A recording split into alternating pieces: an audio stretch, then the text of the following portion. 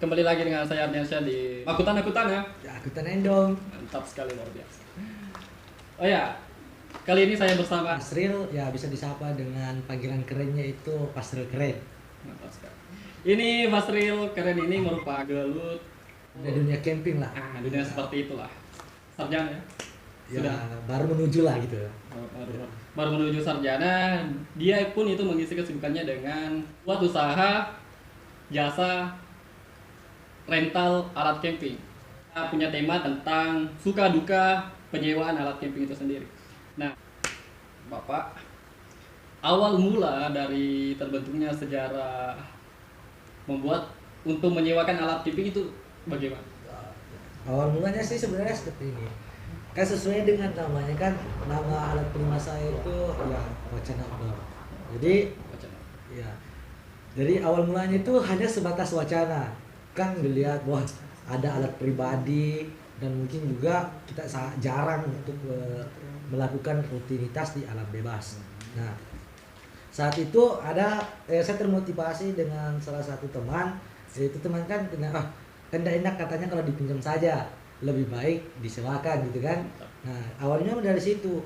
Nah, lama kelamaan saya rintis, tapi jangan sampai terjadi sebuah wacana gitu. Nah, terjadi sebuah wacana. Nah, kata teman saya jangan sampai jadi wacana. Nah, akhirnya di situ termotivasi bahwa masa hanya tinggal duduk main game sambil kuliah, nggak ada kemasukan hanya pengeluaran. Bagaimana kalau kita bikin suatu bisnis yang menghasilkan uang, seperti itu saja. Mantap. Jadi inti dari Wacana Outdoor, kalian bisa follow IG-nya di Wacana Outdoor. Wacana Outdoor.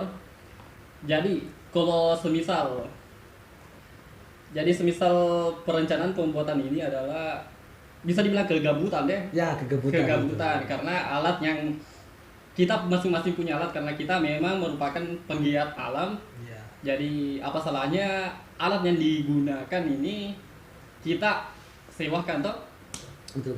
Tapi pemikirannya atau pemikiran pribadi bagaimana semisal orang kayak semisal saya wajar bilang sebenarnya kamu itu pembuka jalan untuk mendaki melakukan aktivitas outdoor. Bagaimana menurutmu jika seseorang menyalahkan mereka yang awam untuk keluar kegiatan? Jadi kalau kita berbicara bahwa memang benar bahwa saya melakukan yang namanya pembuka jalan untuk menuju ke akses ke jalan bebas dengan cara untuk menyewakan jasa yang saya tawarkan seperti alat-alat outdoor. Nah, hanya saja pemikiran saya seperti ini. Kan tidak semua orang yang pembuat alam bebas itu dalam artian harus memiliki label ya. Jadi setidaknya biarkan orang awam juga ingin menikmati yang namanya panorama keindahan alam.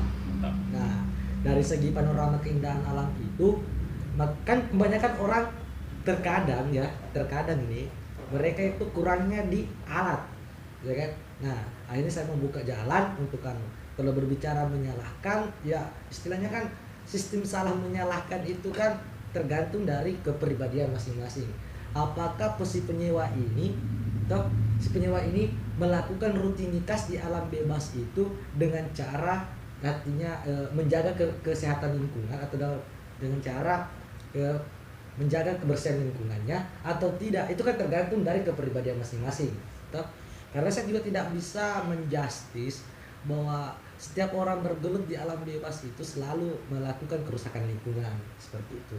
Mantap sekali. Jadi bisa disimpulkan bahwa ya kita bagi-bagi orang yang bukan Anda, bagi kebanyakan orang yang memiliki, karena perlu kalian ketahui bahwa jasa sewa alat outdoor ini tentunya khususnya di Kabupaten Bone ini menjamur dengan sangat pesat. Jadi bisa dibilang artinya tidak semua yang berlabel itu bisa menikmati alam itu sendiri. Artinya ingin menghilangkan sekat akan kecintaan, akan akses untuk keterbatasan gitu ya. Keterbatasan gitu. Artinya menghilangkan rasa egois loh. Karena yang dulu-dulunya orang rasakan itu hanya orang-orang yang berlabel untuk bisa keluar ke lingkungan alam terbuka. Jadi intinya kehadirannya penyewaan alat ini dalam artian memberikan akses semua orang bisa menikmati. Betul. Jadi egois itu egois ceritanya untuk orang yang berlabel bisa semua begitu. Ya, maksud saya gini, bukan berbicara mengenai Tai. apa di harus yang berlabel gitu kan. Yang saya maksud di sini yaitu eh, toh bagaimana semua orang bisa merasakan panorama indah keindahan alam, yaitu bisa mensyukuri bagaimana ciptaan Tuhan, berapa indahnya gitu kan. Kan banyak orang ingin melakukan sebuah camping tapi keterbatasan, ya kan begitu, Iya. rata-rata seperti itu. Nah, tapi karena adanya jasa penyewaan itu kan, itu salah satu akses untuk mempermudah orang-orang awam. Jadi sekarang walaupun tidak berlabel tapi sudah bisa. Nah, begitu. Mantap sekali, luar biasa. Jadi untuk banyaknya alat-alat yang ini, kira-kira modal berapa untuk semua alat ini awal mula merintis? Ya, awal mulai merintis sih modal pertamanya itu 2 jutaan. 2 juta. Ya, Lumayan. awal enggak 2 jutaan. Lumayan. Karena kalau bicara tentang alat outdoor kan ya semua orang pasti tahu bagaimana harganya.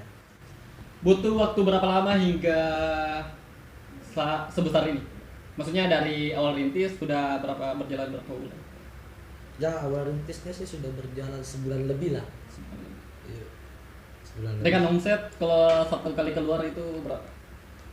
Ya, tergantung sih, tapi kalau setiap kali per minggunya sih ya sekitar 200-an, 300-an seperti itu. Nggak percaya. 200. Pendapatan tertinggi. Ya, pendapatan tertinggi ya. Kalau pendapatan tertinggi itu 1.600.000 lah. 1.600.000. Oh, mantap sekali, luar biasa. Jadi bagi teman-teman yang ingin membuka jasa seperti ini, mungkinlah. Gimana pesannya bagi kalau untuk membuka jasa? Kalau saya pribadi mikirlah. Ya, kalau saya sih pribadi kan istilahnya kalau kita melakukan yang namanya penyewaan alat jasa tuh kan kita juga harus pahami juga kan berbagai macam orang yang tidak tahu mengetahui dalam artian untuk kegunaan alat outdoor tersebut. Ada yang tidak tahu memasang tenda lah, apalah. Bahkan ada juga yang orang awam yang ingin naik gunung tapi persiapannya kurang, jadi kita juga harus memberikan suatu pemahaman. Contohnya toh, jangan kan sebagai penyewaan alat toh Harus berpengetahuan. ya kita harus berpengetahuan. Nah, contohnya dalam artian kayak kita suatu ke gunung itu ketinggiannya berapa dan kemudian suhunya sampai berapa. Jangan sampai kita hanya menawarkan tenda saja tapi Ya. tidak menawarkan SB, otomatis kan nanti orangnya terkena hipo. Ya, intinya kan kita memfasilitasi mereka dengan memberikan nasihat-nasihat. Ya, nasihat-nasihat. Nasihat-nasihat. Dan tak lupa juga untuk tetap menjaga yang namanya kelestarian lingkungan seperti itu. Dan tentunya safety. Iya. Mantap sekali. Dan selanjutnya itu bagaimana pendapat Anda ketika ada orang yang ingin menyewa tapi orangnya itu pemula? Ya, seperti yang saya katakan tadi ya. Kalau ketika orang itu pemula, otomatis kan kita harus menjelaskan bagaimana tutorial mendirikan tenda, bagaimana cara pemasangan seperti yang benar, dan kemudian dipahami juga bahwa ketika tendanya single layer, toh otomatis dia harus memiliki yang namanya flysheet. Toh, karena flysheet adalah salah satu pelindung seperti itu. Nah, kemudian jangan lupa juga kita jelaskan bahwa yang lebih utama itu adalah keselamatan penyewa kita, bukan masalah mengenai bagaimana alat, tapi masalah bagaimana si penyewa itu. Ya. Ya, mantap sekali. Jadi intinya itu udah bilang bilang gini. Inti dari itu semua adalah keselamatan, bukanlah tentang perihal rusaknya atau tidaknya, tapi keselamatan Anda adalah yang utama. Dan begini, kembali ke sebelumnya itu tentang bagaimana kondisi alat itu sendiri. Gini, untuk ini menurut saya pribadi, jika sebelum kalian merintis usaha seperti ini, ada kalanya kalian itu harus mengenal, dan ada kalanya juga kalian wajibnya itu tahu cara memperbaikinya. Bagaimana? Ya, saya kalau bicara tentang mengetahui harus mengetahui cara memperbaikinya, itu saya sangat sepakat dengan Mantap. Rekanda Ardian saya ini. Ya, mantap sekali ya. Terus jika ada sesuatu insiden, orang sang penyewa ini kembali terus dalam keadaan tidak normal atau dalam artian rusak, bagaimana solusi dari hal itu? Ya, kalau mengenai bahwa ada kerusakan barangnya seperti itu ya. Ya, mantap. Ya, ketika ada kerusakan barang kita sudah paparkan di pamfletnya kan bahwa peringatan di situ penyewa harus menjaga dan merawat alat rental atau alat yang disewakan. Tapi ketika terjadi sesuatu yang tidak diinginkan ya, contohnya kayak fiber, tenda fiber yang rusak, otomatis kan harus digantikan dengan fiber. Nah, walaupun ketika dia tidak mampu untuk mencari fiber, dia ingin mencari yang mudah, otomatis kan dia harus mengganti rugi dengan sekian jumlah fiber yang ada yang dirusakinya, seperti itu. Nah, kalau semisal kerusakan apa yang paling ringan sehingga kerusakan yang paling berat yang pernah selama ini kerusakan paling ringan? Ya, kerusakan paling ringan itu ya seperti tendanya robek gitu kan. Paling ringan itu. Paling ringan katanya, ya. Paling ringan, robek. Robek. Kalau paling besar kerusakan yang pernah dikasih intinya dipulangkan oleh penyewa bagaimana? Ya rata-rata hancur semua fibernya. Dia tenda nggak bisa berdiri lagi gitu kan. Harus hancur semua, gimana mau berdiri? Jadi solusinya itu kalau ketika bagaimana saya mengatasinya tuh ketika ini rusaknya itu ringan bagaimana dengan cara Ya cuma kalau memang kita kasih pilihan kepada penyewa atau apakah dia ingin menjahitnya atau kita yang menjahitnya, itu kan tergantung dari kesepakatan antara dua belah pihak, seperti itu. Ya. Tapi dalam kondisi robek itu ada ukuran-ukuran tertentu toh pastinya. Iya, ada ukuran-ukuran tertentu. Dan jika itu solusi untuk besar, Yang besar ya mau tidak mau kan harus otomatis ganti dengan apa yang pernah dirusakinya, seperti itu. Intinya toh. Nah, jika orang sang penyewa ini keras kepala, Ya maksudnya keras kepala seperti malah artinya dia tidak ngotot toh, tidak mau ganti rugi bagaimana? kan sebelum menyewa kan kita sudah kasih pasang di pamflet. Nah di situ kan otomatis ketika dia menyewa dia menyewa jasa kita dalam artian rental, otomatis secara tidak langsung dia telah menyepakati atas persyaratan yang telah ditentukan seperti berikut. Nah, Kalau ya saya paham, tapi semisal ada kondisi memang itu penyewa itu tidak mau ganti bagaimana? uh, Lapor. ya mau tidak mau ya kita harus masuk ke bidang hukum ya. Ya karena memang ada beberapa faktor itu ya mungkin dari segi ekonominya juga, tapi sebenarnya kebanyakan penyewa itu juga dari segi tidak pahamnya terhadap sesuatu sehingga membuat banyak alat itu ia agak susah mendirikannya, dan tanpa adanya pengetahuan itu adalah contoh atau garis besar sehingga kebanyaknya peralatan yang rusak. Ya sepertinya seperti itu, karena terkadang orang penyewa itu kan kita sudah kasih batasan katanya kan.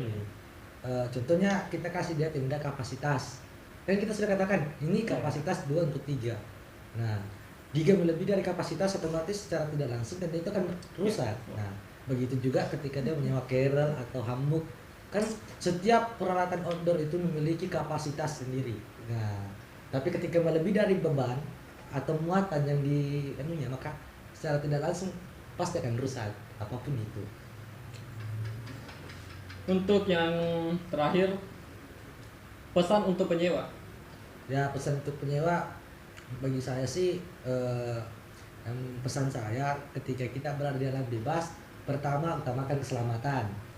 Ya, yang kedua yaitu utamakan yang namanya kelestarian lingkungan, dalam artian janganlah buang sampah sembarangan. Toh. Yang ketiga yaitu tetap aman, selamat dan pokoknya segitulah. Safety. Nah, safety gitu ya. Kan otomatis kalau orang menyewa itu kan anggaplah barang sewaanmu itu adalah barangmu. Ya, kamu jaga baik-baik kan. Ya. Jadi itulah bincang-bincang dari sahabat kita, sahabat Sril. Jadi inti dari penyewa itu jagalah, karena inti dari semua yang kami lakukan itu adalah demi keselamatan dan kenyamanan kalian sendiri. Mantap, luar biasa. Assalamualaikum warahmatullahi wabarakatuh. Sampai jumpa.